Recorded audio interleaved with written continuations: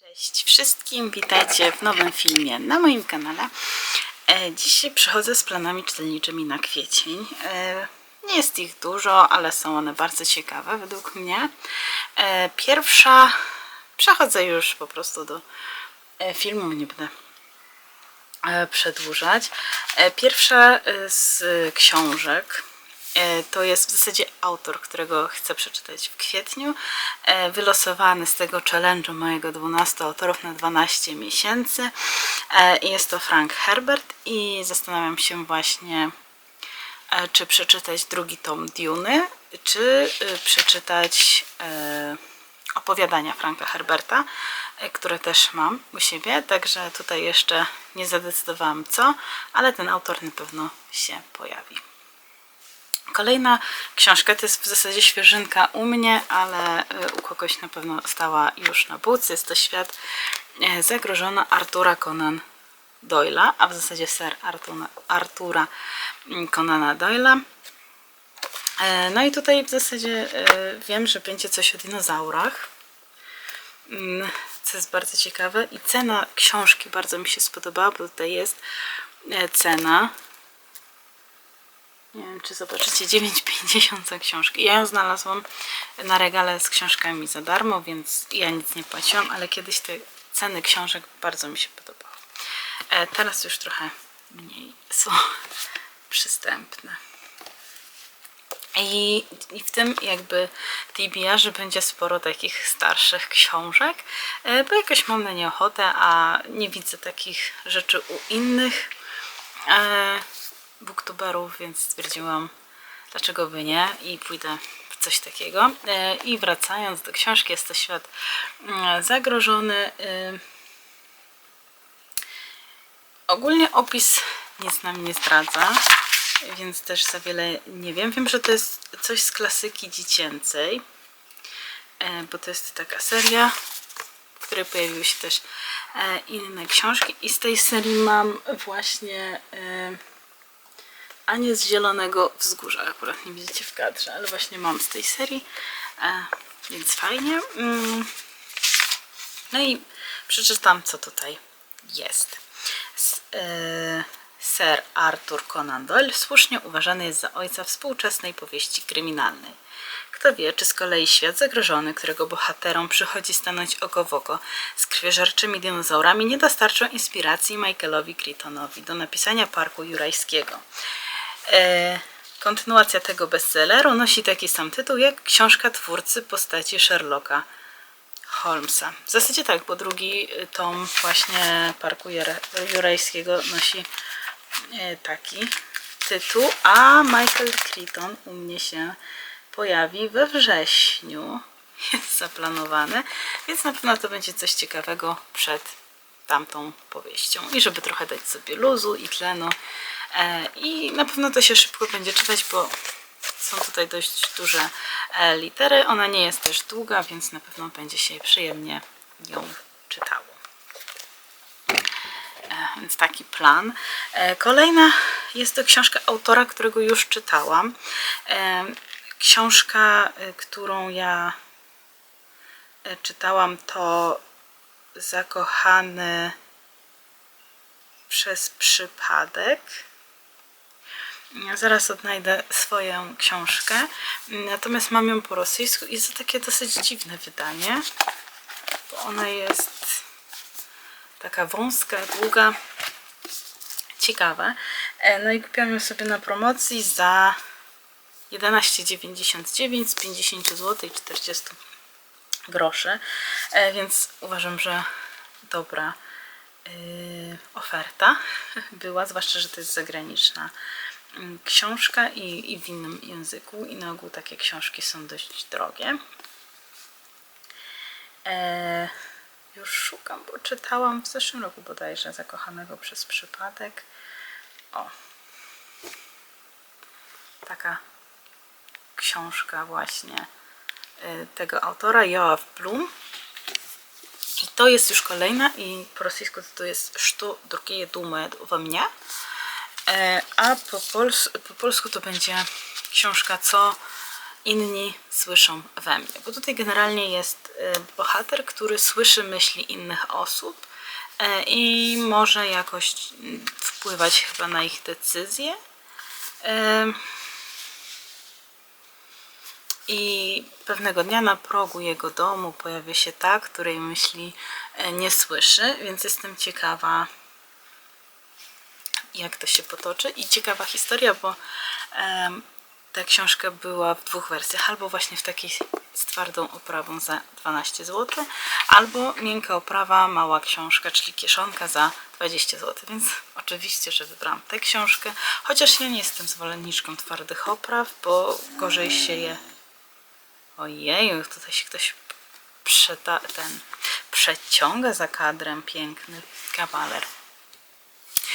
Nie jestem właśnie fanką twardych opraw, bo się je gorzej czyta według mnie, bo tak ciężko je otworzyć, natomiast biorę się za to wyzwanie.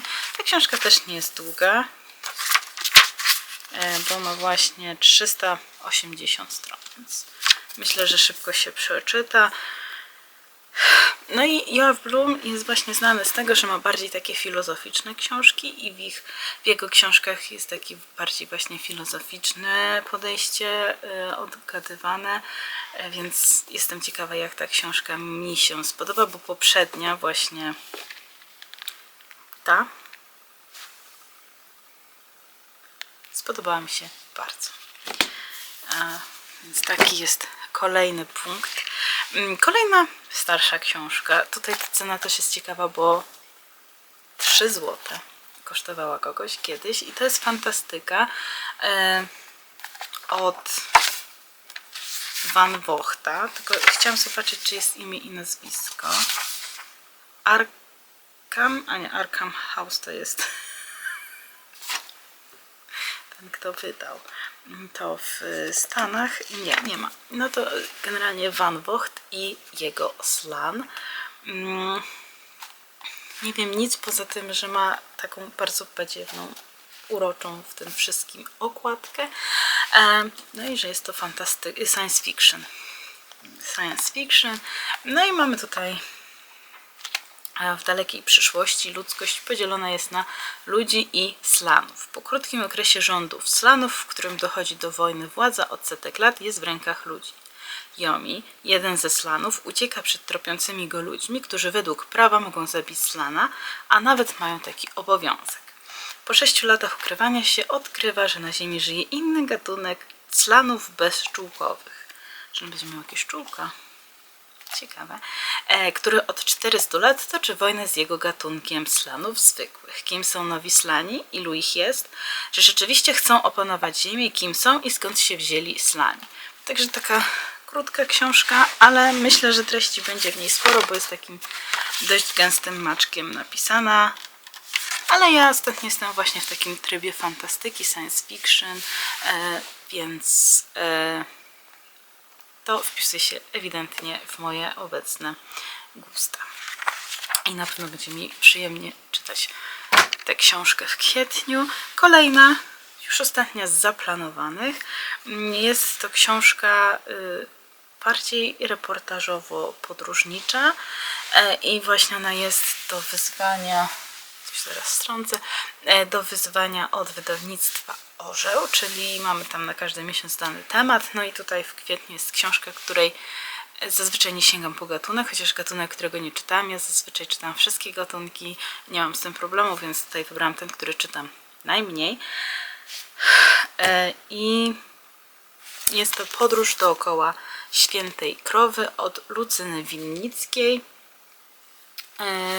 W zasadzie ta książka nie ma zbyt dużego opisu, no ale jest generalnie to taki reportaż z 1986 roku. Ja jestem ciekawa, tutaj na okładce jest Ganesha i w zasadzie Ganesha mnie przekonał sobą do tego, żeby właśnie pójść tę książkę. Ja takie klimaty właśnie hinduizmu bardzo lubię. No i to, co tutaj jest z tyłu, to jest taki fragment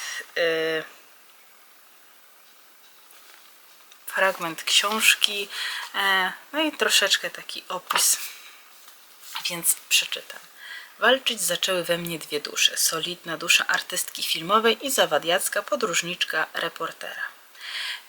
Nie wiem, czy przyjąć propozycję. Wiem natomiast, że chcę tam jechać. Może już nigdy nie trafi się szansa takiej podróży z 1001 nocy.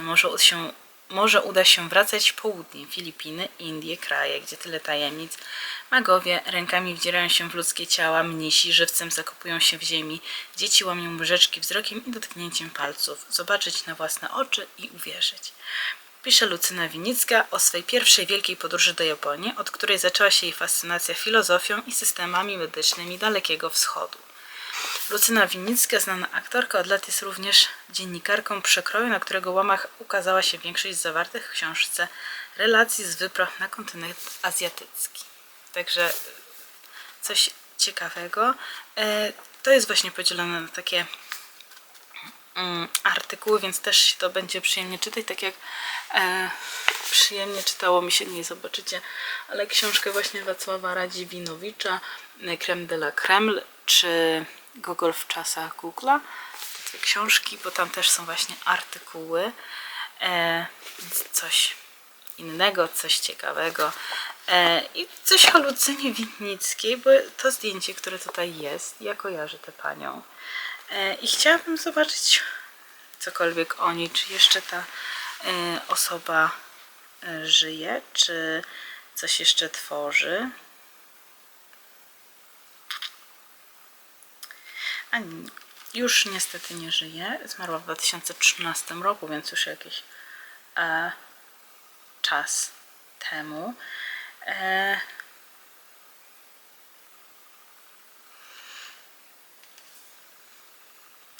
Ale to jest chyba właśnie jedna z dwóch książek, które napisała. Podróż dookoła Świętej Krowy w 86 oraz W poczekalni nieba w 99. Grała w wielu filmach, chyba że w Krzyżakach grała księżną Annę Danutę. Ciekawe. Patrz, czy coś jeszcze znam, w czym mogłam ją widzieć, ale chyba nie.